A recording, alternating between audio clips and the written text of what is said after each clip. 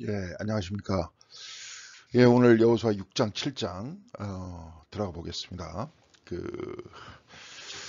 여기 이제 그 겉에 이렇게 쭉 좀 보이는 이곳, 이곳이 이제 에, 우리가 알고 있는 이제 여리고성입니다. 여리고성. 예, 쫙 이렇게 보이죠. 구석구석 이쪽에 아마 이제 서 있는 사람들, 이쪽 위쪽에 이렇게 딱 사람들이 보이는데 아마 모여서 듣고 있는 거 보니까 이제 연구하는 학자들이 아니라 이제 관광객들인 것 같죠. 근데 여기서 쭉 보니까 이제 여리고성에 어떤 터가 이렇게 보이는 것 같은데 이게 이제 무너졌다는 겁니다. 근데 이제 이런 최초의 엑스카베이션이라는데 이런 것들을 고고학적으로 이렇게 딱 열어놓은 다음에 분석을 하거든요. 이게 몇 년도쯤에 이제 이게 파괴됐을까? 그러니까 이제 아마 여리고성에 들어갔었다. 이들이 들어갔었다. 그러는 것보다도 오히려 100여 년 전에 이미 사라졌다. 그런 내용입니다. 오늘 여러분들이 지금 여리고성에 대한 스토리를 지금 읽어야 될 그 내용들은 어떤 거냐면 이 이야기가 여러분들이 이제 여호수아 6장에서부터 7장을 이제 오늘 읽는데 여호수아서가 쓰여진 사람들, 그러니까 여호수아서를 쓴 사람들, 이 사람들이 누구냐 몇 번 말씀드렸지만 신명기 사가였습니다. 신명기. 신명기 사가. 이 사람들이 이제 언제 썼느냐? 신명기 학자들이 학파들이 형성이 돼서 그 다음에 구체적으로 신학을 구성하기 시작했었을 때 이때가 언제냐면 바빌론 포로 이후입니다. 그러니까 그때 이후 얘기예요. 그러니까 여호수아서의 어떤 그 말씀들을 구성을 하는 그래서 땅의 정복을 이야기하는 그 내용들을 얘기할 때 한참 후대에 기록했다는 거예요. 그러니까 내려왔었던 그 여러 가지의 말씀들을 종합을 해서 여호수아라는 그 책을 썼다는 겁니다. 예. 지금 제가 이렇게 자꾸 말씀드리는 거는 여러분들 흔들려고 그러는 게 아니라 성경은 과학책이 아닙니다. 성경은 하나님과의 만남, 그 과거의 스토리들을 통해서 만나는 거예요. 지금 우리랑 똑같습니다. 성경에 기록된 저자들이. 그렇지만 그 가운데에서 우리의 어떤 글 속에서 그 성경에 쓰여 있는 글 속에서 그 내용 속에서 여러분들은 뭘 읽어야 되느냐? 이들에게 주었던 영감, 성령의 영감을 읽어야 되는 거죠. 바울이 말씀했듯이 성령의 영감으로 쓰여졌다. 그럼 이 행간 속에서 이들을 구성하고 있는 이 말씀이 구성하고 있는 말씀과의 만남 속에서 나타났던 행간 구성, 그러니까 저 성령의 역사, 이 역사를 봐야 되는 겁니다. 이분들을 감동시켰던 역사일 뿐더러 여러분들이 이것을 읽으면서 이 관계 속에서 나타났던 그 역사. 그렇기 때문에 성령께서는 항상 하나의 어디에서 나타나십니까? 혼자 뭐 예수님한테는 성령으로 잉태됐다 이렇게 말씀하기도 하지만 그 다음에 항상 그 다음에 성도들 사이에서는 어떻게 나와요? 네. 처음에 예수님께서 요한복음에 제자들이 모인 그 자리에서 성령을 받으라 그러시죠. 숨을 쉬면서 사도행전 같은 경우에는 어떻게 돼요? 제자들이 모여 있는데 그 다락방에 성령이 내리죠. 동시에 성령께서 그 베드로의 마음에 감동을 주시고 역사하셔서 설교하게 하시고 하루에 3천 명이 회개했다 이거예요. 그러니까 제일 중요한 것은 뭐냐면 사람들 사이에 있어서 관계, 글과 글 사이에 있어서의 관계, 바로 그 관계 속에서 우리들에게 전해지시는 그런 말씀이죠. 그러니까 여호수아서에서 사실은 이 말씀이 그때 당시에 나타났었던 역사적 사실이다. 자꾸 얘기하는 건 뭐냐면 우리는 성경을 과학책으로 읽는 거예요. 과학책. 근데 과학책이 아니라는 겁니다. 성경은. 신앙 고백서라는 거예요. 동시에 신앙 고백서이면서 동시에 그들 말씀이 기록되게끔 했었던 성령님의 감동. 이 안에 있어서 그것들을 끌어내야 되는 거예요. 그러면서 이 관계 속에서 어떻게 성경을 내가 읽으면서 그 안에 저자들이 만났었던 성령님의 어떤 감동을 전할 수 있을 것인가 그런 얘기죠. 어차피 지금도 뭐 목사가 막 설교를 해도 예수 그리스도에 대해서 말씀을 나눠도 2000년 전에 있었던 사건 아닙니까? 여호수아서에서 이 기록된 사건도 그거보다 훨씬 더 오래된 그 과거의 이야기. 수천 년 전의 이야기들을 우리가 들으면서 그 가운데 행간에 이 글을 썼었던 그 저자들의 마음을 감동시켰었던 감동의 이야기와 동시에 이것이 우리들에게 전달됐을 때 나타났었던 감동, 성령의 역사, 바로 이런 것들을 체험을 해야죠. 그러면서 동시에 우리가 일상의 삶 속에서 또 맞닥뜨리고 나아가지 않습니까? 삶들을. 그럼 그 행간 사이에서 역사하시는 하나님을 발견할 수 있는 성령님을 운행하시는 성령님을 발견할 수 있는 날카로운 뭐랄까요? 깨어 있음이 필요하다는 거죠. 예. 그래서 우리가 신앙생활을 하는 겁니다. 그래서 여호수아서 6장 7장에 기록된 이 말씀, 특별히 여리고성의 정복 속에서 나타났던 이 이야기에서 과연 말씀이 우리들에게 전달해 주려고 했던 것이 무엇이냐? 여리고성에 그냥 쳐들어가서 다 깨부셨다. 이것이 사실이다. 이렇게 얘기하면 그냥 거기서 이야기는 끝나지 않습니까?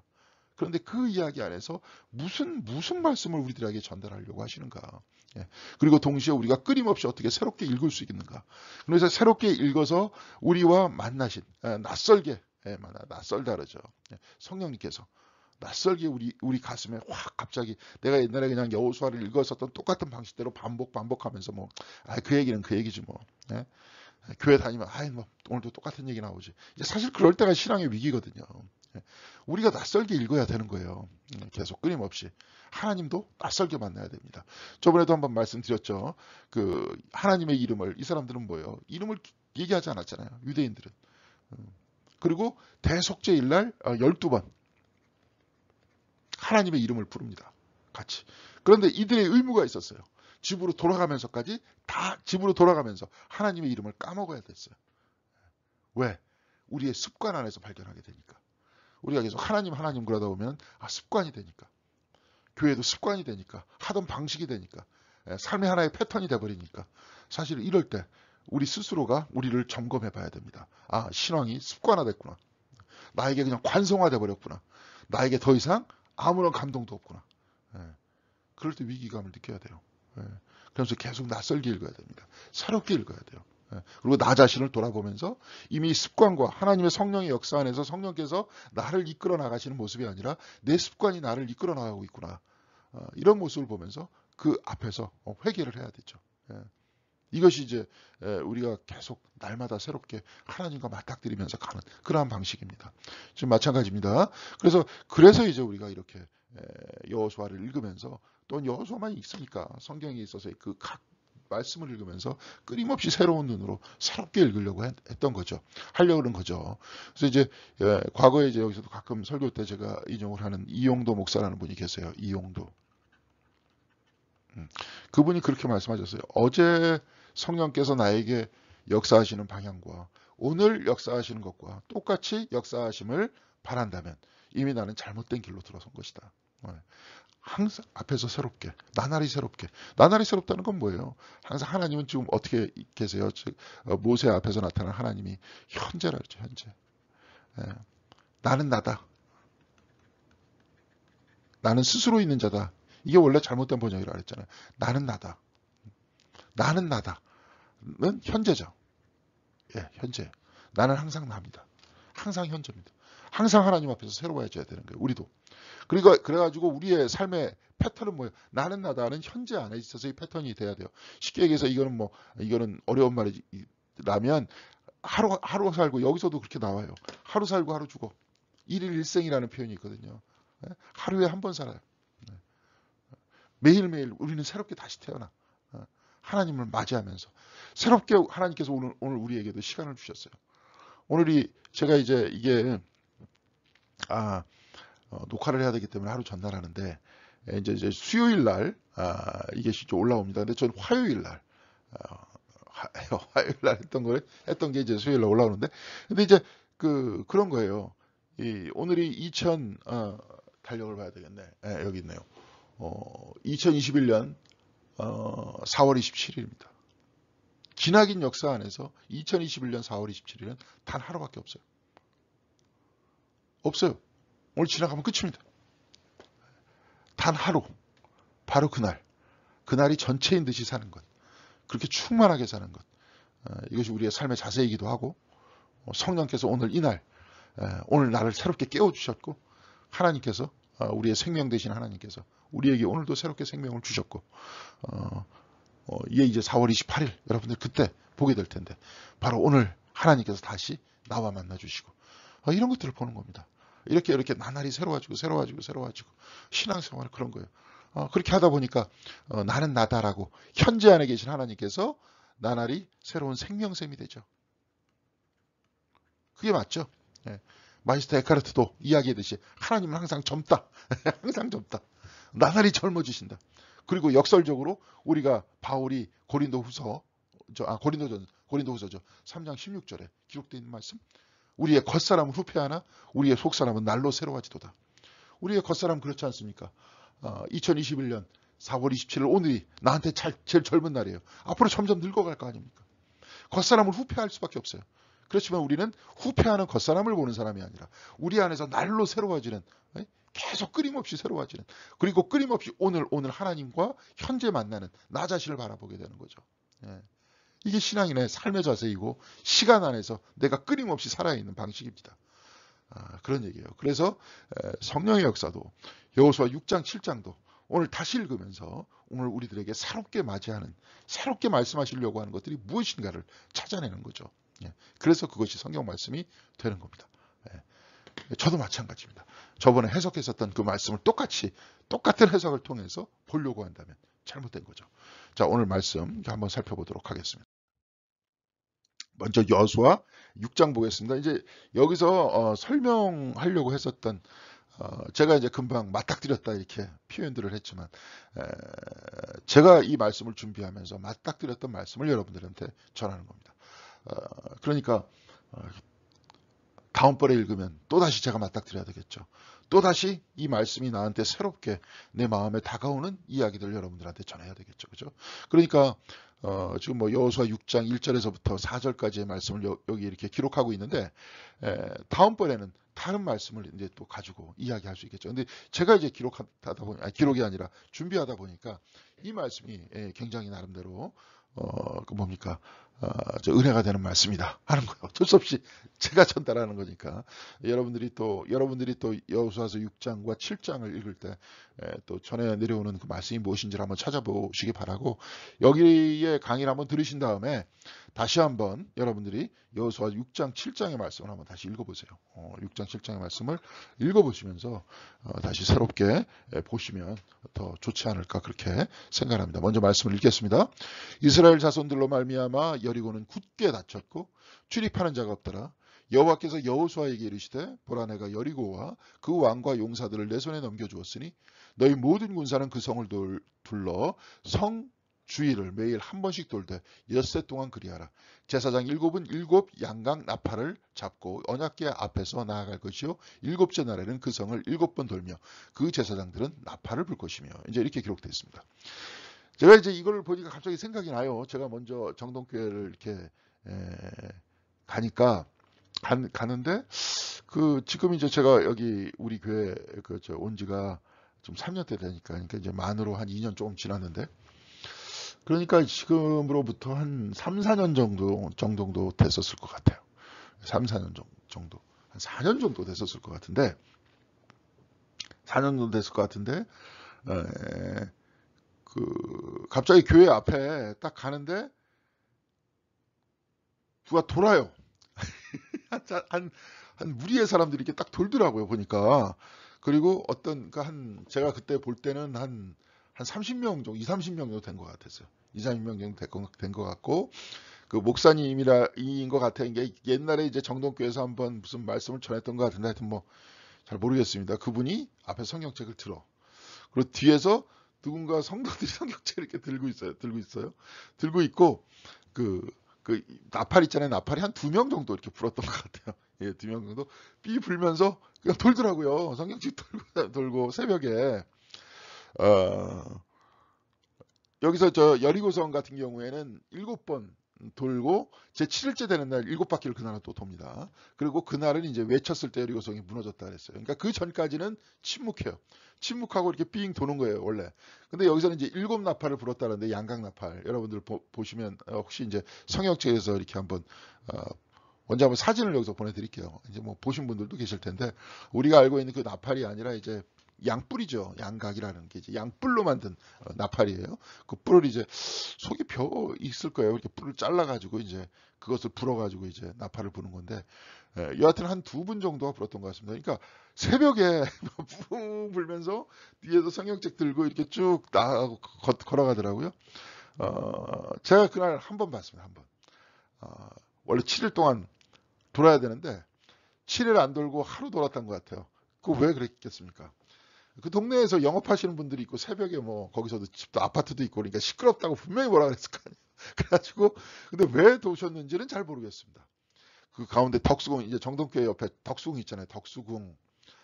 그렇죠. 덕수궁을 한 바퀴 도는 거예요. 덕수궁을 여리고성이라고 생각하셨나? 덕수궁을 허물어뜨리려고 했던 건가?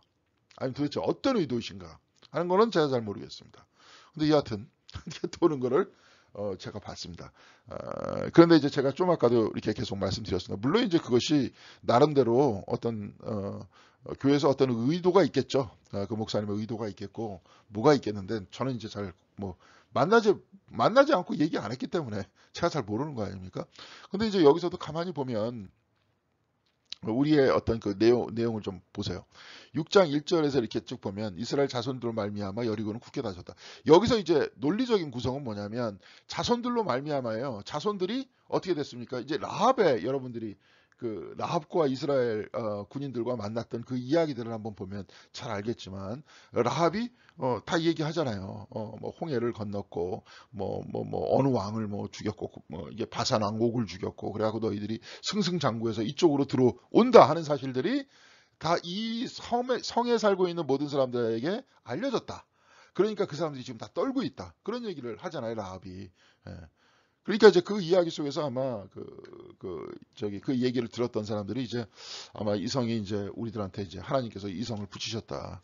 그런 이야기를 그때 알았겠죠. 근데 여기서도 보니까 이제 굳게 닫혔다. 이 이야기들은 이스라엘 자손들로 말미암아 떨었기 때문에 굳게 닫았다. 이런 얘기예요.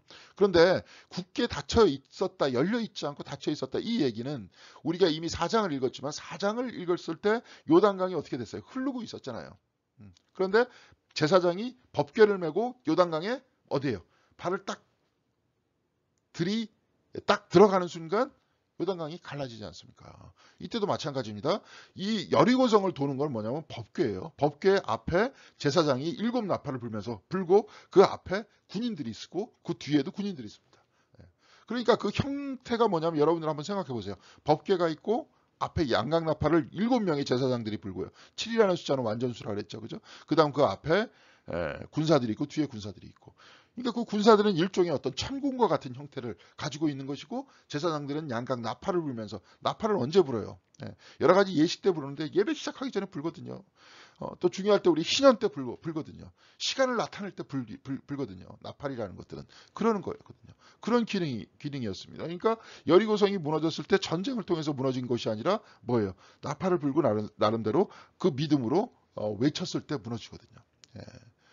마찬가지입니다. 이것은 굳게 닫혀 있었습니다. 요단강이 흘러가듯이 똑같이 굳게 닫혀 있었다는 거예요. 근데 여호와께서 여호수아에게 이르시되 보다 내가 여리고와 그 왕의 용사들을 어떻게 해요? 내 손에 넘겨주었다는 거예요. 그것은 곧 너희 것이라는 거예요. 자, 여기서도 그래요. 전쟁의 상황에서 주었다는 것이나 사실은 이거보다 더 깊이 들어가야 되겠죠. 그렇죠? 사실 이 말씀을 읽으면서 이스라엘 사람들이 전쟁을 통해 가지고 나팔을 불어 가지고 무너졌다 이렇게 읽지 않았다는 거예요. 뜻을 읽었죠. 그 안에 뜻이 있을 거 아니야. 뜻. 아까도 의미고 아까는 행간이라 그랬고 아마도 이 글을 기록했었을 때 썼었던 사람들의 마음을 뭐예요? 움직였었던 성령의 역사. 성령님의 역사. 이걸 읽어야 되는 거죠. 자, 그러니까 영적 의미에서는 소유의 주체는 누구예요? 하나님이시라는 거예요. 하나님이 주시면 받는 거예요. 하나님이 안 주시면 아무리 내가 가지려고 해도 못 받는다는 겁니다. 우리 생명은 누가 주셨습니까? 하나님이 주셨어요. 그래서 받는 겁니다. 여기서도 그거예요. 넘겨주셨다는 거예요. 여기서는 이제 특별히 전쟁을 중심으로 이 이야기가 기록되어 있는데 우리는 전쟁하고는 지금 상관없잖아요. 그러면 우리가 또 하나님께서 주신 게 뭡니까? 하나님께서 우리 모두에게 프리로 공짜로 주신 게 뭐예요? 공기도 주셨고 생명도 주셨고 우리의 삶을 주셨고 동시에 우리의 교회를 주셨고 이웃을 주셨고 그렇죠? 주셨기 때문에 받은 거죠. 그 가운데 우리는 만족하면서 살아가야 되는 겁니다. 주시지 않은 것을 또 원하는 것이 아니라 욕망하는 것이 아니라 주신 것을 받는 거예요. 그것이 이 세상의 삶하고는 다릅니다. 이 세상은 뭐예요? 욕망하고 탐하고 내 것으로 얻는 거죠. 그 과정 속에서 항상 뭐가 들어갑니까? 폭력이 들어가죠. 폭력이 들어가죠. 근데 이런 형태의 어떤 폭력보다 하나님께서 주신 거예요. 여기도 여러분 여리고성 가만히 보세요. 뭐 나중에 죽였다 하는 말은 후대에 이거 첨가된 말이에요. 여기서 뭐냐 여리고성이 무너졌다. 그래서 들어갔다요. 여리고성에 있는 모든 사람들의 이름이 나와 있지 않습니다. 하나도. 라합의 가정들만 나와 있어요. 라합이 구원받았다. 왕들과 신하 몇몇 이 외에는 여리고성의 주민들에 대해서도 이야기하고 있지 않습니다. 예. 이 이야기들을 잘 봐야 돼요. 여기서 뭐 다 죽였다, 칼날로 죽였다. 거기서는 사실은 진멸을 뜻하거든요. 진멸을 뜻하는 것은 무엇을 뜻하냐면 전쟁에 빗대어서 하나님의 지배를 뜻하는 겁니다. 예. 여리고성에 지배하게 됐다. 좀 이따가 이렇게 가만히 보니까 7번 돌잖아요. 왜 7번 돌아요? 안식일의 선포거든요. 안식일을 통해서 지배하고 있는 겁니다. 안식의 선포입니다. 예. 안식일을 확산해. 안식일은 뭐예요? 일하는 날이에요? 일 안 하는 날이에요? 안 하는 날이잖아요. 일에서 노동에서 벗어나는 날입니다. 하나님과 더불어 같이 있는 날이에요. 예. 그리고 예수님께서는 안식일 날 치유해 주셨잖아요. 치유의 날입니다. 자, 제사장 7 여기서 좀 이따 나오겠지만 자 이제 7이라는 완전순환이에요. 제사장 7은 궤 앞에 서고 7째 날에는 7번을 돌라고 그랬어요. 그리고 하루에 한 바퀴씩 돌았어요. 7번을 돌고 7째 날에는 7번을 돌고 제사장이 7명이에요. 계속 완전수예요. 7이라는 것은 7일째 하나님께서는 쉬었어요. 계속 이렇게 반복적으로 7을 얘기한 게 뭐예요? 안식이에요. 사실은 그 여리고성 안에서 여리고성을 통해서 오늘 말씀하시는 건 뭐예요? 안식이에요. 왜? 제사장 신명기 그룹 안에서 신명기 사가가 썼다 그랬잖아요. 안식일 날 오직 한 분이신 하나님만 너희의 마음과 뜻과 힘을 다해서 사랑해라. 그렇죠? 항상 뭐 돌아다니면서 팔뚝에다 쓰고 이마에다 붙이고 암송하고 돌아다녀라. 그리고 특별히 안식일 날 온전히 하나님께 바쳐라. 자, 이런 날이에요. 이런 날을 지금 이 사람들이 7번 돌면서 안식을 선포하는 거예요. 자, 7번 돌았습니다. 나중에 이제 봐요. 7번 그러니까 이게 7번 돌고 그날 그냥 자요. 한 번 돌고 그게 일의 전부예요. 또 한 번 돌고 일의 전부예요. 그렇게 한 바퀴씩 돌고 그다음에 7째 날에 7번 돌아요. 그러니까 일주일의 모든 삶은 제가 예전에 아브라함, 여호수아, 헷셀 그 말씀을 여러분들한테 드리면서 이야기 드렸습니다. 이게 뭡니까? 일주일은 안식일을 준비하는 날이다. 이렇게 얘기했잖아요. 제 얘기가 아니라 아브라함, 여호수아, 헷셀 얘기입니다. 안식일은 일주일은 안식일을 준비하는 날이다. 그리고 일주일의 삶이라는 건 하루 한 바퀴 돌면서 가는 날이다. 하루 한 바퀴는 누가 돌라 그랬어요? 하나님이 돌라 그랬잖아요. 어떻게 돌아요? 법궤를 가지고 나팔을 불면서 군사들과 같이 돌아요. 쭉 돌아. 어떤 날입니까? 하루 한 번 말씀 안에서 사는 날이다. 자, 그 뜻이에요. 그러니까 이게 전쟁하고 무너졌다 이런 이야기 안에 숨겨져 있는 그 수없이 많은 그런 이야기들을 우리 찾아내야 되는 거예요. 그럼 여러분들의 일주일의 삶은 뭐예요? 말씀 안에서 하나님과 더불어 같이 사는 거예요. 그렇게 한 바퀴 도는 거예요, 하루. 하루 한 바퀴 돌면은 가서 찾아놔요. 세상 사람들이 이렇게 같이 일하죠. 우리도 똑같이 일하죠. 그런데 우리는 어디 안에서 일해요? 말씀 안에서 일하는 거죠. 그렇죠? 그걸 잘 봐야 됩니다. 자, 그 다음에 제사장들이 언약궤 앞에서 7 양각 나팔을 부는 장면은 하나님이 임재하신 법궤를 상징하는 거예요. 법궤가 이제 왜 사람들이 이게 법궤 위에 여러분들이 이렇게 보시면 저는 어차피 그림도 못 그리는데 칠판도 아닌 여기서 그리려다 보니까 법궤가 이렇게 쭉 있습니다. 쭉 있다 쳐요. 이제 여기에 이제 이게 뭡니까? 고리가 달려 있어요. 고리가 달려 있어갖고 여기 봉들이 있습니다. 이렇게 쭉. 이렇게 네모난 박스만 있느냐? 여기 아니라 여기에 이제 뭐가 있습니까? 이게 날개가 있어요. 날개. 그리고 여기 이제 천사들이 이렇게 있다는 거예요. 여기를 쳐다보고 있는 거예요. 여기. 하나님께서 그러면 사람들 앞에서 나타나실 때 어떻게? 요 그룹들이라 그러잖아요. 천사들 사이에 나타나세요. 여기에 임재하신다는 거예요. 법 위에 임재하신다는 거죠. 그렇죠? 그러니까 우리가 뭐예요? 율법을 지키면 하나님과 함께 있게 된다. 이제 이스라엘 사람들이 이렇게 본 거죠. 나중에 이제 신약 시대로 넘어가면서 이것이 율법이 뭐가 됩니까? 복음이 되는 거죠. 우리하고는 상관없이 율법을 지키는 것과는 상관없이 하나님께서 오시는 거죠. 하나님께서 우리들에게 오시는 거죠. 그러면은 선후가 바로 잡혀야 되는데 이제 바울의 이야기이기도 하고 요즘에 새벽기도 갈라디아서를 읽으면서 그 이야기도 합니다. 복음이 먼저고 그 다음에 뭐예요? 그 다음에 율법이에요. 복음이 먼저고 복음 이전에 하나님께서 아브라함한테 말씀을 하셨고 아브라함이 이를 믿으니 그를 의로 여기셨다 그랬어요. 율법을 지키니 의로 여기셨다가 아니라 아브라함이 믿으니 의로 여기셨다 그랬어요. 그러니까 이런 것들을 보면서 바울이 뭐라고 얘기했느냐? 두 가지를 얘기했어요. 첫 번째, 아브라함은 뭐예요?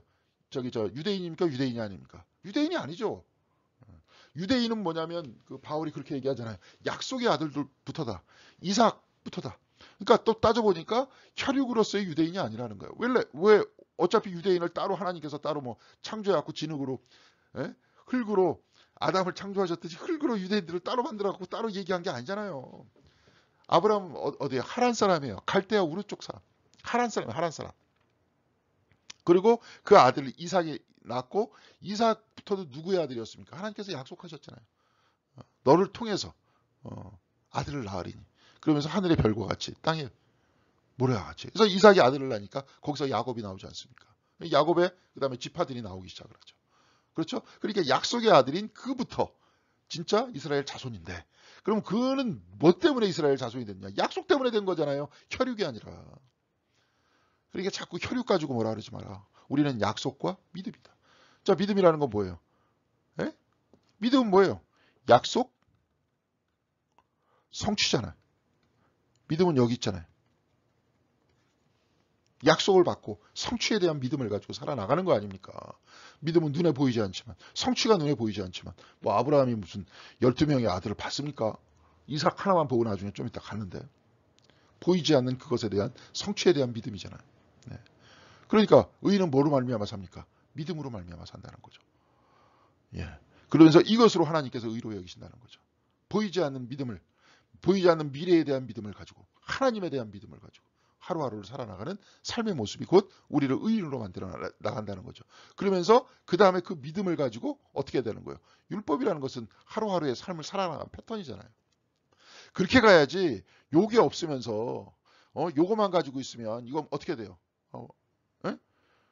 우리가 안에 믿음도 없으면서 믿음이 있는 척 하면서 막 그렇게 살아나가는 건 뭡니까? 이때 당시에는 이것이 경건을 뜻했고 경건을 뜻하는 게 그 사람이 곧 올바른 사람이다. 이렇게 생각을 하고 있었을 그러한 시기였는데 그럼 뭐예요? 그게 위선이 되는 거 아닙니까?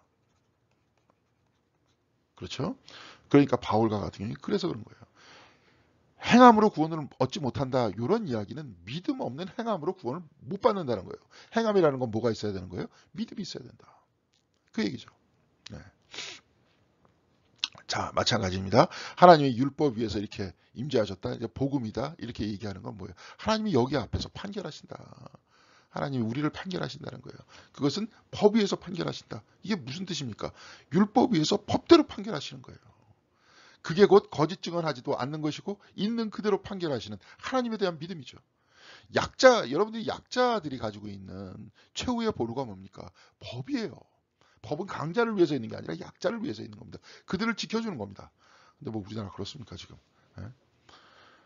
또 길게 얘기 안 하겠습니다. 또 잘못 딱 얘기하다 보면 왜냐하면 한국 애들은 하도 정치적인 그 이야기들이 예민하게 각각의 구석 속으로 다 들어가 있기 때문에 뭘 얘기하다 보면 그 이야기로 휘말릴 위험이 있습니다. 그런데 보면은 안 그러잖아요. 법이 진짜 평등합니까? 법이 평등해요. 어떤 사람 뭐 옛날 국회의원 아들이다 이렇게 딸이다 이렇게 얘기했는데 마약을 그냥 뭉탱이로 가지고 들어왔는데 집행유예. 지금 아마 저기 중국 같은 경우에 사형입니다. 그건. 사형이에요, 사형. 근데 만약에 잘 모르는 일반 사람, 빼먹고 돈 없는 사람이 만약에 그렇게 들어왔다 몇 년 살죠. 우리나라에서. 참. 근데 우리만 그런 게 아니라 다 그렇다는 거예요. 다 그렇다는 거예요. 그러니까 오로지 옛날 유대 땅에서도 하나님께서 이 법 위에서 우리를 판결해 주시기를 간절히 바라는 것. 그리고 거기서 올바로 심판해 주기를 바라는 것. 그래서 나의 억울함을 풀어주는 것. 이게 이들이 가지고 있었던 메시아에 대한 희망이고 하나님에 대한 희망이었던 거죠. 근데 우리는 가만히 보니까 우리의 진정한 희망은 뭐예요? 복음이에요. 법 앞에서는 다 죽어야 돼요. 법 앞에서는 다들 법 가지고 다 희망이다 이렇게 얘기하겠지만 율법 하나 딱 가지고 거기서 있는 그대로 다 갖다 대면 다 죽어야 돼요. 그렇다 이겁니다. 야, 이 이스라엘 율법도. 자, 그래서 오히려 거꾸로 내가 죄의짐을 인정하면서 이 죄인을 구원하시는 예수 그리스도의 사랑과 복음. 하나님께서 오히려 나와 같은 인간으로 오셔서, 그렇죠? 나와 같은 약함을 통해서 우리를 구원해 주셨다는 바로 그 복음. 그 복음이 우리를 구원한다. 그리고 그 다음에 율법이라는 것들은 그 그 큰 사랑과 구원을 받은 사람들이 그 구원에 감사하면서 이제 하나님의 백성으로 살려고 자기 자신에 노력하는 것. 그러니까 안에서 바울식으로 얘기하면 안에 그리스도께서 계시고 구원해 주셨고 이것이 겉사람의 모습으로 드러나게끔 하기 위해서 삶을 살아나가는 것. 웨슬리식으로 얘기하면 성화의 삶을 살아나가는 것. 그렇게 하기 위해서 율법은 그 다음에 필요하다. 제일 중요한 것은 우리가 복음을 통해서 나의 죄의 용서를 우리가 깨달아야 되겠죠.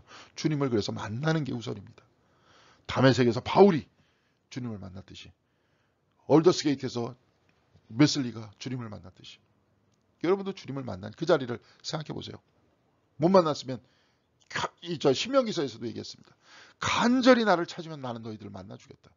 간절히 찾아야 되는 거예요. 이렇게 말씀을 읽으면서도 기도하면서도 삶 속에서도 찾는 거예요. 우리가 이 행간 속에서 지금 의미들을 찾잖아요. 동시에 그 의미는 지금 철학적인 얘기고 신학적인 우리의 어떤 신앙적인 언어는 뭡니까? 성령의 역사를 찾아내는 거잖아요. 그래서 우리가 이 성경을 읽으면서 성경과 나와의 관계 속에서 나와의 일상의 삶 속에서 그런 행간 속에서 역사하시는 성령을 우리는 찾아내야 되는 거 아니에요.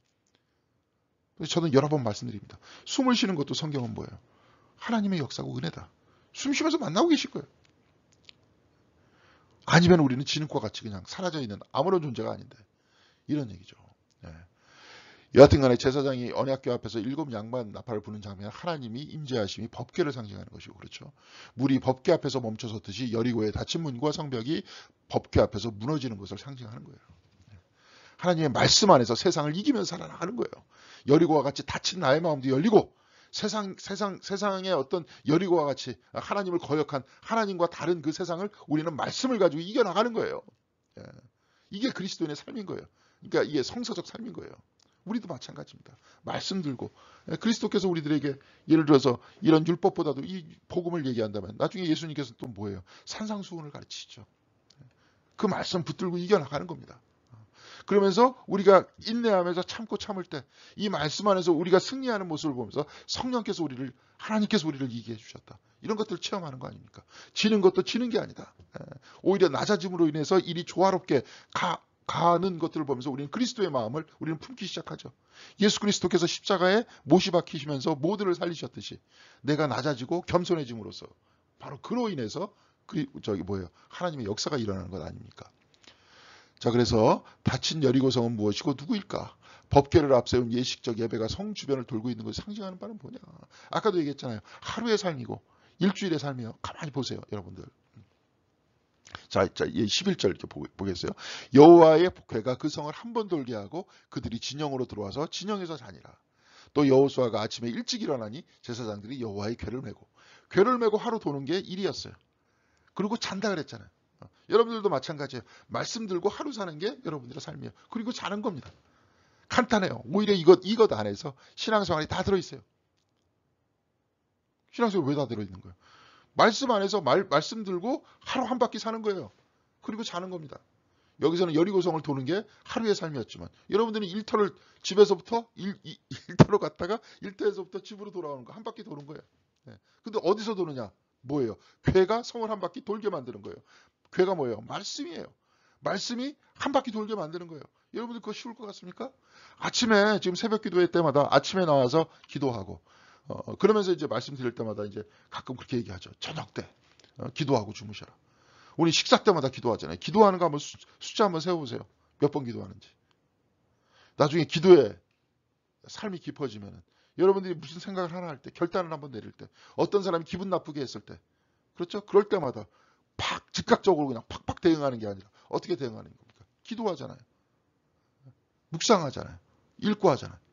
그러니까 누가 나를 지배하는 겁니까? 말씀이 나를 지배하게 만드는 거 아닙니까? 그렇게 한 바퀴 도는 거예요. 그리고 나서 자는 게 삶입니다. 그리고 다시 한번 뭐예요? 또 여호수아가 아침 일찍 일어나니 제사장들이 여호와의 궤를 메고 또 마찬가지입니다. 또 여러분들도 궤를 메고 또 여러분들이 나팔을 불고 또 여러분들이 말씀을 읽고 말씀 안에 사는 거예요. 자, 그래서 일찍 일어나는 것 그런 거예요. 이게 뭐예요? 곧 하나님의 법 안에서 자고 법 안에서 일어나고 하나님의 말씀 안에서 자고 하나님의 말씀 안에서 일어나는 거예요. 영성생활은 세상의 법칙에서 자고 일어나는 것이 아니고 하나님의 뜻과 사랑에 따라 자고 일어나는 일입니다. 특별히 감리교는 영성 중심으로 구성이 되어 있어요. 감리교 신학이 곧 영성 신학입니다. 그래서 속회도 있었잖아요. 우리 속회 못 모이고 있지만. 그래갖고 예배도 이렇게 되는 것이고 하루의 삶을 짜야 돼요. 우리가. 스피리추얼 다이렉션이라는 표현을 씁니다. 영적 삶을 우리가 어떻게 운행해 가지고 갈 것이냐. 하나님 나라 갈 것까지 우리가 하루의 삶을 어떻게 꾸며낼 거냐. 메소디스트 그저 영어로 감리교 그러면은 그 뭐냐 규칙주의자 영어로는 메소디스트. 이게 영어로 방법이라는 거, 규칙이라는 뜻이거든요. 플러스 IST예요. 이거 어떤 자들, 어떤 사람들, 규칙과 방법 안에 사는 사람들이에요. 수도 원적 삶을 사는 사람들입니다. 그래서 몇 시부터 몇 시까지 뭐 하고 그랬어요. 진짜로 웨슬리 때는. 수도원의 삶을 일상으로 그대로 옮겨놓은 게 감리교의 삶이에요.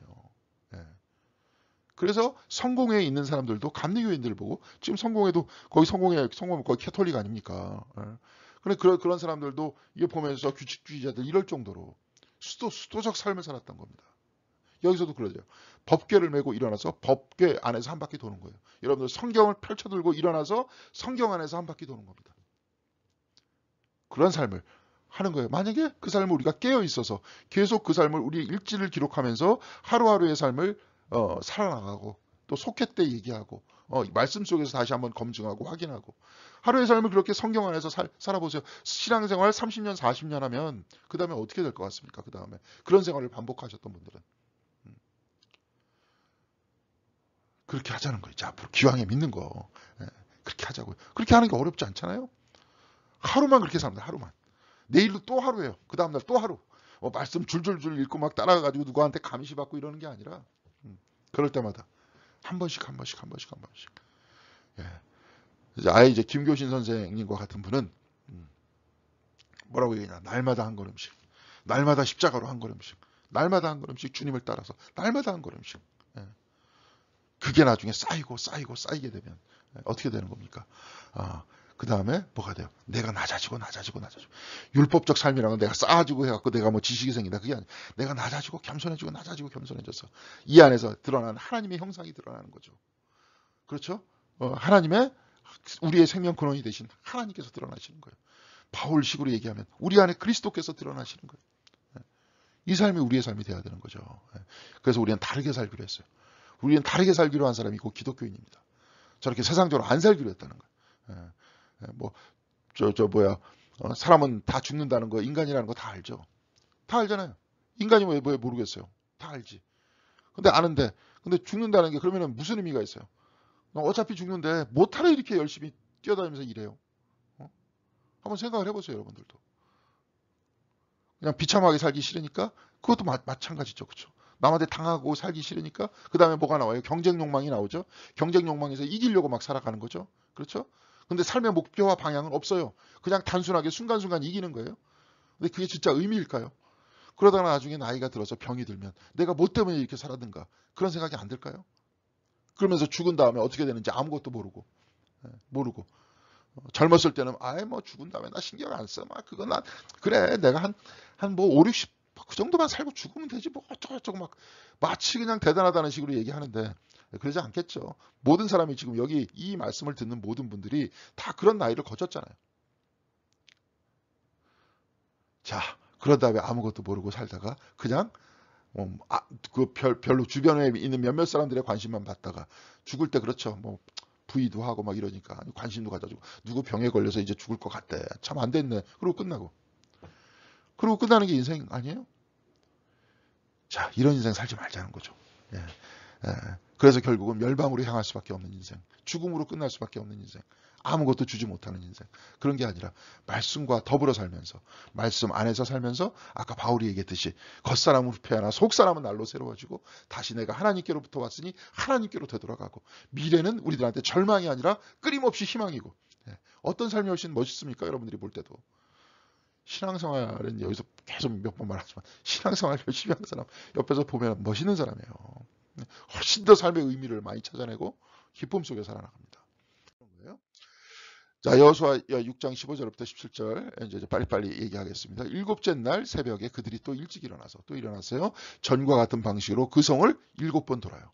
한 번만 돌았는데 이제는 7번 돌아요. 그 성을 7번 돌기는 뭐예요? 그날뿐이었어요. 일곱째 날. 네. 일곱째 날 어떻게 했습니까? 하나님께서 안식하셨잖아요. 근데 여기서는 7번 돌았어요. 일곱 번째, 그러니까 예수님께서 마치 일하셨듯이 안식일 날 일곱 번 돕니다. 일곱 번째 제사장들이 나팔을 불 때 여호와의 백성에게 이르되 외치라. 여호와께서 너희에게 이 성을 주셨느니라. 일곱 번 돌았을 때 외치지 않았어요. 조용하고 있었어요. 나팔만 불었어요. 그런데 나중에 일곱 번째 도는 날은 어떻게 했어요? 외쳤어요.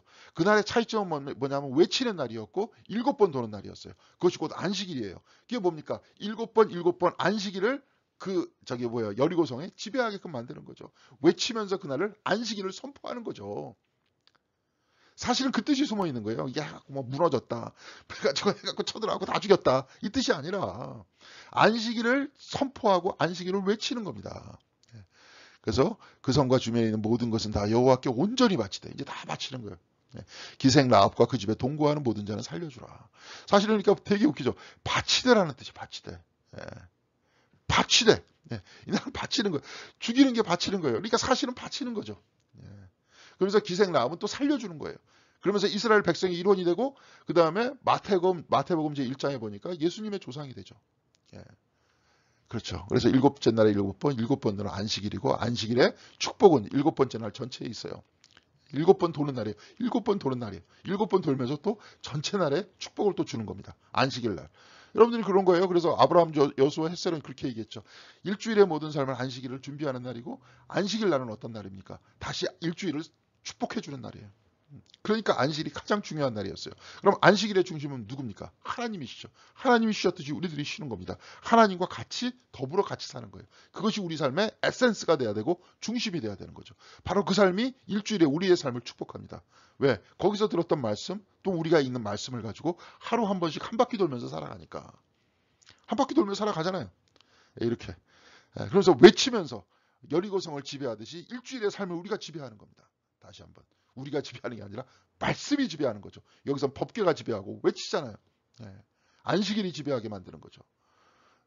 우리 삶들도 그래야 되지 않습니까? 이 삶이라는 게 우리가 뭐예요? 우리는 지금 경쟁하기 위해서 태어난 게 아니잖아요. 성경책을 보면은 우리가 경쟁하기 위해서 태어난 게 아니잖아요. 하나님께서 아담을 창조하시고 그 다음에 필요한 것들을 채워주시고 창세기 1장에서 생육하고 번성하라라고 말씀하시면서 땅을 정복하라 그랬지만 그 정복의 말씀 속에서 그 이야기는 이 땅을 관리해요. 하나님께서 세상을 관리하듯이 이 땅을 관리하는 겁니다. 가만히 보면 모든 피조물들은 하나님의 관리에 따라 가지고 그대로 돌아갑니다. 우주도 그대로 확산이 됩니다. 이 지구도 그렇게 돌아갑니다. 법칙대로 돌아가요? 법칙이 아니고 법칙을 벗어날 수 있는 것들이 굉장히 많은데 이 모든 것들과 법칙과 어울려져서 조화롭게 돌아갑니다. 인간만 없으면 이 지구가 얼마나 아름답게 잘 돌아갔겠어요. 그런데 인간 때문에 지금 다 파괴되고 있죠. 우주도 다 그렇게 되고 있죠. 오로지 인간들만 이래요. 인간들은 하나님과 가장 가까운 존재가 될 수도 있으면서 잘못하면 마귀와 가장 가까운 존재가 될 수도 있습니다. 그것을 이제 나중에 창세기 제1장을 해석하는 해석자들이 그 표현 자체는 뭐라고 표현했습니까? 자유의지라고 표현했어요. 자유의지라고 표현했습니다. 인간은 이렇게 될 수도 있고 저렇게 될 수도 있습니다. 인간은 가장 위험한 존재가 될 수도 있고 하나님과 가장 더불어 사는 존재가 될 수도 있습니다. 하여튼 다 바치는 거예요. 그래서 사실은. 그래서 헌물이에요. 그러니까 이 바친 것을 나중에 누가 건듭니다. 아간이 건들죠. 아간이 건드려갖고 그 집안이 망합니다. 아간이라는 건 뭐냐면 나중에 고통이라는 뜻이고 아골 골짜기 할 때 아간이라고 발음을 하지 않고 아갈이라고 발음을 했어요. 그래서 아골이 되는 거예요. 아골의 골짜기. 그것은 곧 고통의 골짜기다. 고통의 골짜기 좀 이따가 사진이 나올 건데 완전히 다 말라 있습니다. 그렇죠? 완전히 다 말라 있어요. 하나님께 바치는 것을 제대로 바치지 않았을 때. 우리가 모든 것들은 다 하나님께 왔잖아요. 사실 뭐 우리가 헌금 바친다 할 때 아까워할 수 있겠지만 사실은 헌금 다 우리들한테 우리가 받은 것은 다 우리는 누구한테부터 받은 거예요. 하나님으로부터 받은 것이다 라고 생각해야 돼요. 예수님께서 다 하늘에 나는 새를 봐라. 땅에 백합화를 봐라. 저 들꽃을 봐라. 다 천부께서 먹이신다. 하나님께서 먹이신다. 우리들도 뭐예요? 하나님께서 주신 거예요.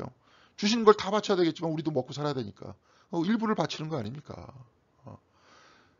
그러면서 그거는 건들지 말아야 되는데 그것을 욕심을 냈을 때 고개에서 욕심을 냈을 때 어떻게 되는 거예요? 아골골짜기처럼 되는 거예요. 그냥 완전 마른 땅이 되는 겁니다. 좀 이따 이제 보시면 됩니다. 전쟁이 아닌 예배의식과 구원의 의식, 안식일의 의식이라 그랬죠. 그래서 사실은 가만히 보니까 안식일의 선포예요. 외치면서 안식일을 선포하는 거예요. 나중에 이 안식일의 선포 비슷하게 양강나팔을 불면서 50년째 됐을 때 뭘 선포합니까? 희년을 선포하잖아요. 그렇죠? 이 바로 하나님의 법이 세상을 지배하게 만드는 거예요. 이 희년도 사람들이 지켰느냐? 잘 안 지켰어요. 이스라엘 사람 잘 안 지켰습니다. 안식일날 글쎄요. 안식일날 진짜 하나님께 온전히 드린 사람도 있었겠지만 진짜로 다 그랬을까요? 안 그랬죠. 예. 헌금도 하나님께 이렇게 바치는 거야. 이것은 내 거 아니야. 11조는 그렇잖아요. 10분의 1은 내 거 아니야. 이건 사실은 전체가 내 거 아닌데 나머지 하나님께서 나한테 주신 거야. 10분의 9는. 그래서 감사함으로 받았어요. 우리는 11조를 떼더라도 10분의 9 가지고도 감사하게 해요. 세상 사람들은 그거 아깝죠. 10분의 1도. 돈이 많으면 많을수록 안 아까울 것 같죠. 10억을 번 사람은 1억을 내야 되는데 얼마나 아깝겠어요. 그렇죠? 근데 만약에 10,000원을 버는 사람은 얼마나 주면 1,000원만 내야 되는데 별로 안 아깝겠죠. 그래서 주님께서 역설적으로 그렇게 말씀하시잖아요. 가난한 사람들이 구원에 더 가깝다. 그게 그런 이야기입니다. 자, 오늘 이렇게 보겠습니다. 네, 빨리 가겠습니다. 안식일은 충만한 날이에요. 또한 심판의 날이기도 해요. 또한 구원의 날이에요. 근데 심판의 날이 어떤 심판의 날이냐? 이 구원이란 숨겨줌, 아니 하나님의 법을 마음에 품고 그 숨겨진 법이 내 삶에서 드러나는 날. 바로 그 숨겨진 법, 즉 라합이 숨겨져 있듯이 숨겨져 있던 것이 드러나는 날이에요.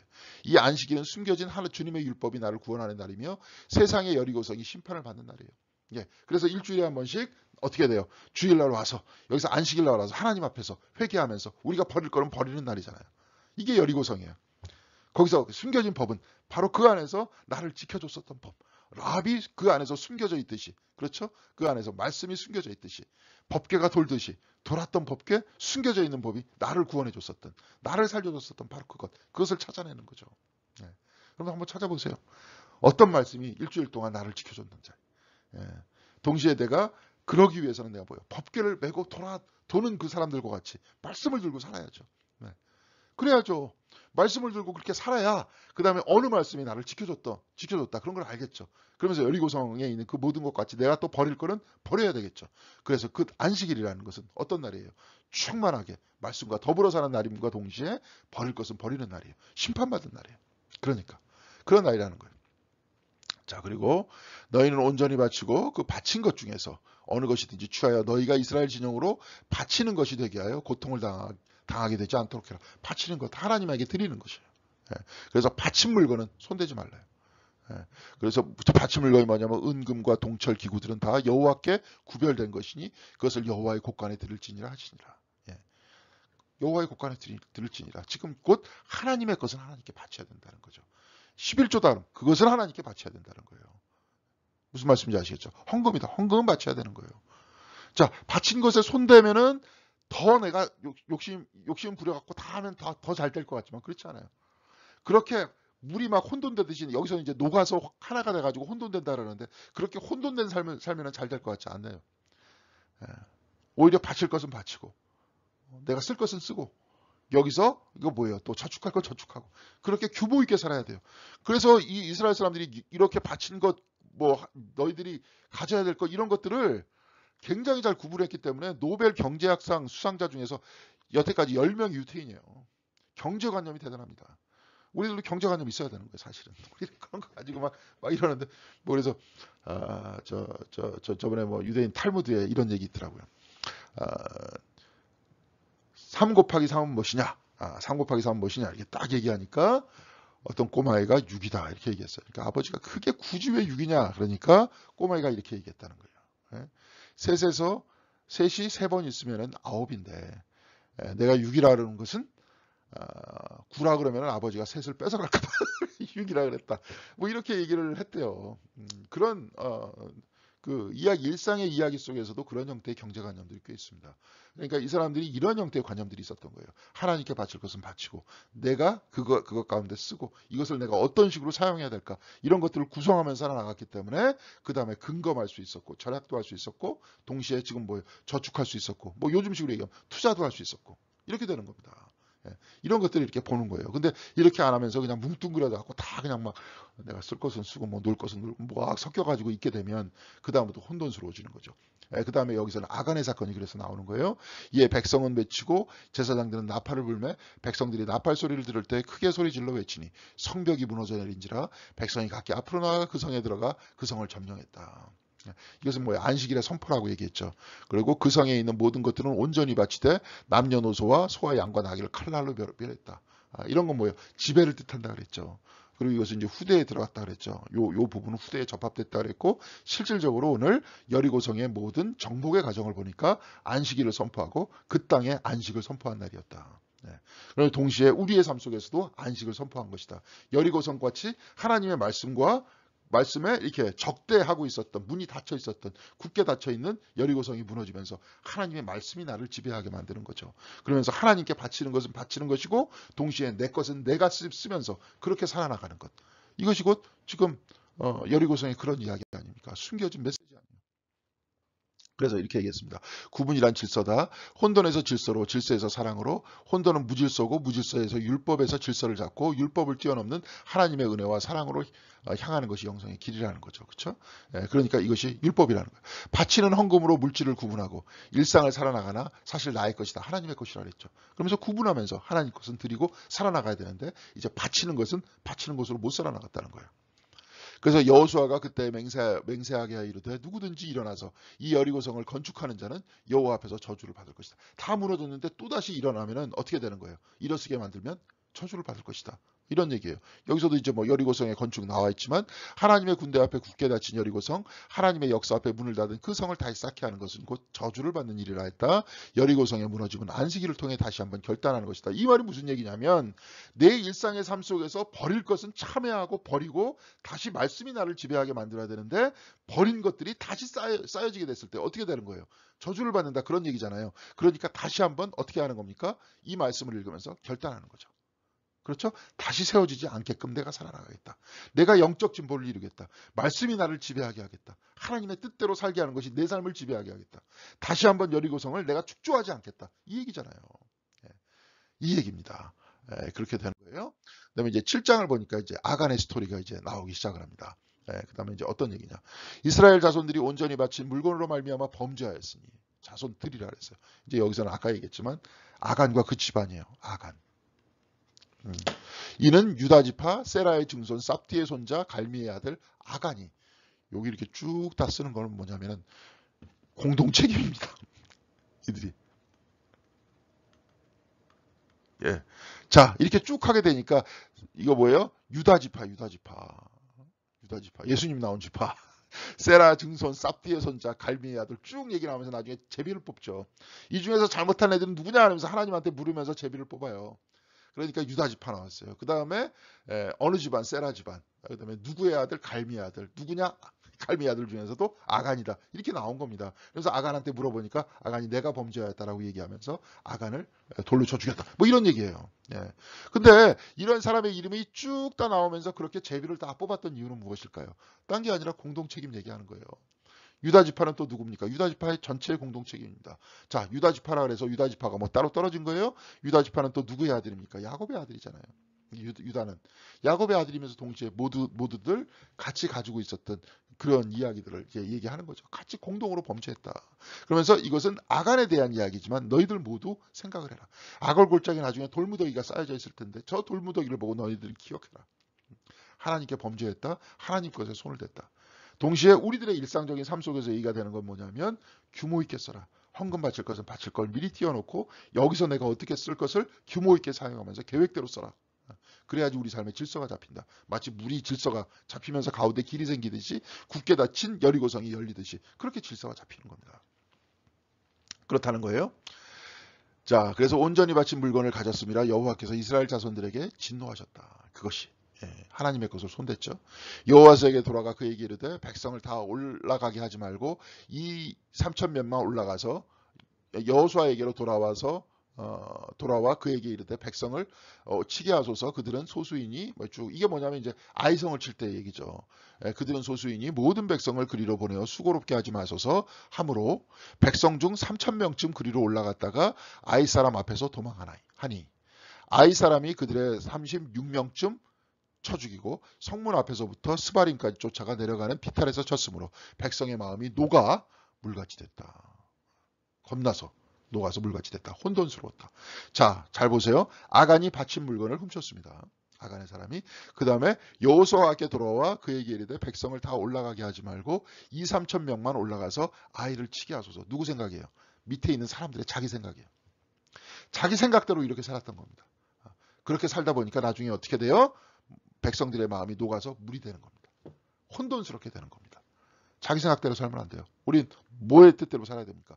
법궤를 옆에다 메고 말씀을 읽으면서 그 말씀의 행간 속에서 우리들에게 전해주신 하나님의 감동과 메시지를 읽으면서 하루를 살아나가야 된다는 거예요. 그러면서 질서를 잡힌 그 삶 속에서 하나님께 바칠 것은 바치고 우리의 것은 우리가 쓰면서 살아나가야 된다는 거죠.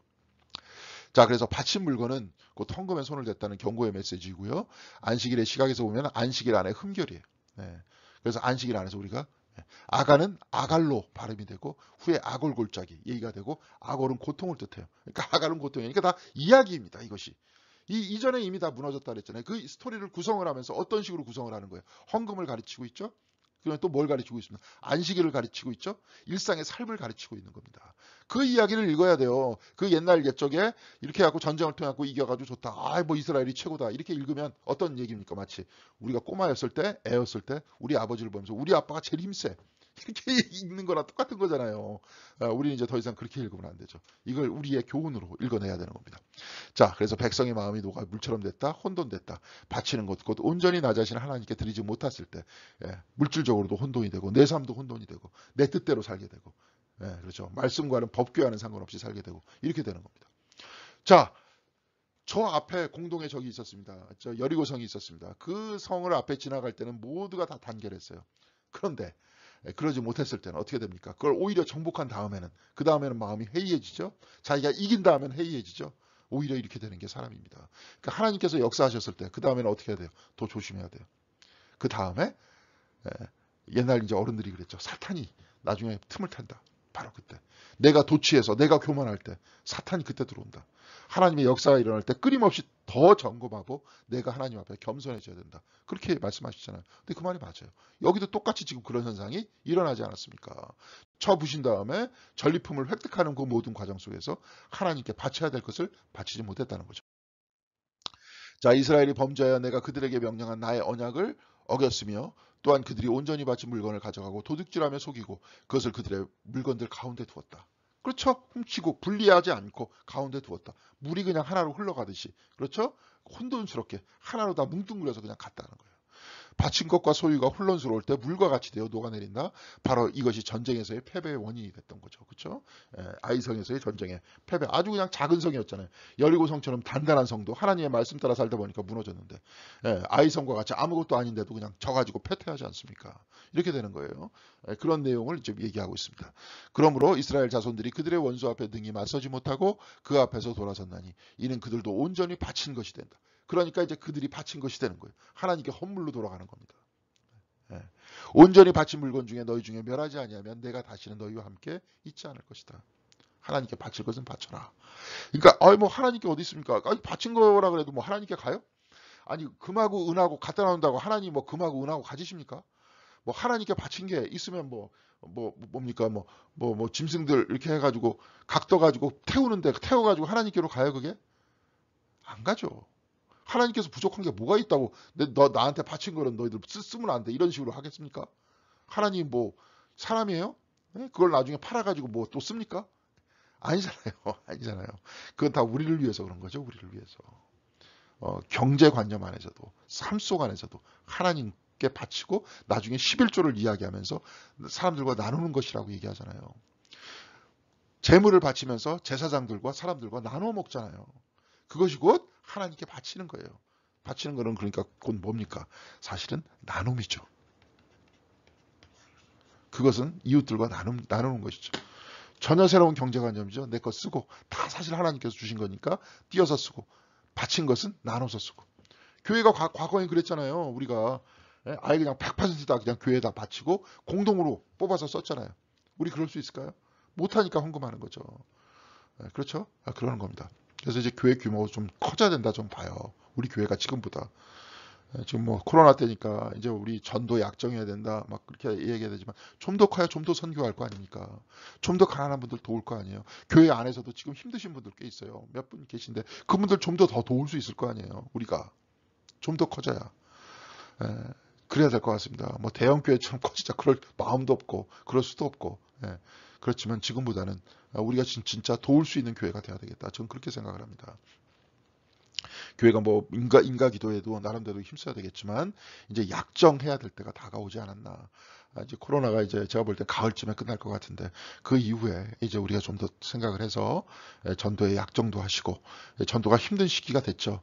그러면 우리가 말씀을 또 전하기도 하고 하여튼 그러면서 우리가 이제 앞으로도 하나님과 더불어 살아야 되겠다. 그리고 또 동시에 정말 나눠야 되겠다. 그렇게 생각이 듭니다. 자, 그들도 바칠 물건이 됐다. 패배하여 이제 재물이 되는 거예요. 잘못하면. 바칠 물건을 하나님께 바치지 않으면 너희도 하나님께 바친 물건이 된다. 하나님의 것은 하나님에게, 사람의 것은 사람에게, 가이사의 것은 가이사에게, 하나님의 것은 하나님에게 이렇게 돼 있잖아요. 바치는 거예요. 그러면 우리도 똑같이 나중에 그렇게 된다라고 얘기하는 거죠. 말씀하는 거죠. 근데 사실은 이것은 뭐예요? 헌금에 대해서 가르치는 거죠. 그렇죠? 네, 그렇게 되는 겁니다. 자, 이제 아골골짜기 여기가 이제 사진을 제가 찾아봤어요. 여기 풀이 조금 남아있지만 아골골짜기 이쪽에서 보면 완전히 바짝 말라 있습니다. 바짝 말라 있어요. 여기서는 뭐 잡초가 조금 자랐지만 이제 또 얼마나 살겠어요. 이런 골짜기에 무덤이 있었고 이것이 이제 고통을 뜻한다 그랬잖아요. 고통. 예, 고통. 아골이라는 뜻은 뭐예요? 고통이라 그랬습니다. 고통. 예. 그래서 여기서 내용을 보겠습니다. 성경 말씀 읽겠습니다. 여호수아가 이스라엘 모든 사람과 더불어 세라의 아들 아간을 잡고 그 은과 그 외투와 그 금덩이와 그 아들들과 그의 딸들과 그의 소들과 나귀들과 그의 양들과 그의 장막과 그에게 속한 모든 것을 이끌고 아골골짜기로 가서 그러니까 아간을 아골이라고 발음한다 그랬잖아요. 하나의 스토리예요. 이거는 이렇게 된다고 이야기하는 교훈적인 이야기입니다. 그리고 다 이야기를 해요. 싹 다 데리고 갑니다. 싹 다 데리고 가서 여호수아가 이르되 내가 어찌하여 우리를 괴롭게 하였느냐 여호와께서 오늘 너를 괴롭게 하시리라. 하니 온 이스라엘이 그를 돌로 치고 물건들도 돌로 치고 불사르고 다 싹 다 그냥 여기 있는 거 취하지 않고 싹 다 여기다가 집어넣는 겁니다. 그 위에 돌무더기를 크게 쌓았더니 오늘날까지 있더라.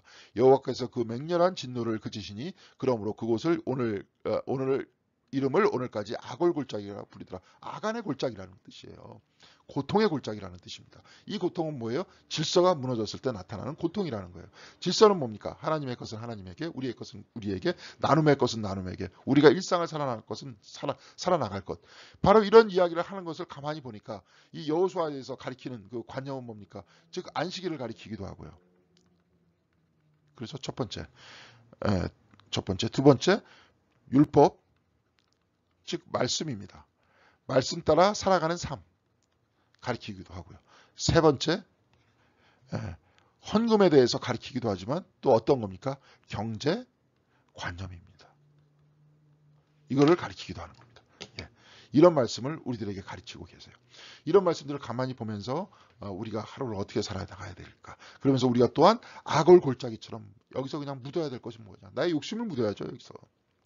그 다음에 여리고성과 같은 우리가 버려야 될 것은 버리고 무너뜨려야 될 것은 무너뜨리고 다시 여리고성을 쌓지 않겠다. 다시 말씀 속에서 살아가겠다. 그래서 신앙의 진보를 이루겠다. 그래서 주님 앞에서 낮아지겠다. 말씀대로 살아나가겠다. 이런 삶이 되겠죠. 이게 이제 오늘 가르쳐주는 그런 교훈입니다. 말씀 속에서. 그래서 여호수아는 라합과 아간을 비교하죠. 그래서 나중에 그렇죠. 라합의 인물이 있고 아간의 인물이 있습니다. 동시에 라합은 오히려 누구예요? 이방인이에요. 아간은 이스라엘 사람 유다 지파예요. 근데 얘가 문제를 일어나니까 죽죠. 그러니까 지금 구분이 별로 없는 겁니다. 율법의 질서와 혼돈을 이제 대비시키죠. 오히려 율법적인 그런 사람이 누구예요? 라합이죠. 예. 그리고 아걸골짜기에 돌무더기가 발견된다. 요단을 건널 때 돌무더기와 아걸골짜기에 돌무더기를 비교하면서 그렇죠.